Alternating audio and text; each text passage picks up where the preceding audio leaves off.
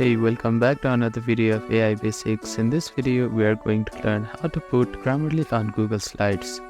First thing to keep in mind is that Grammarly do not support Google Slides. But you can simply copy the text from Google Slide and paste it on the Grammarly text editor.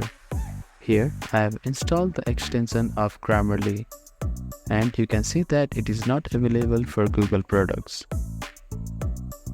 But if you want to correct the text here, you can simply copy it and go to app.grammarly.com and log in to your account. On the main dashboard, click on New button. After that, paste the text here and you can review the suggestions from Grammarly. Simply click on Accept to accept changes. So that is how you can use Grammarly on Google Slides. Thank you for watching this video. Please do not forget to like, share and subscribe to our channel and comment down if you have any queries.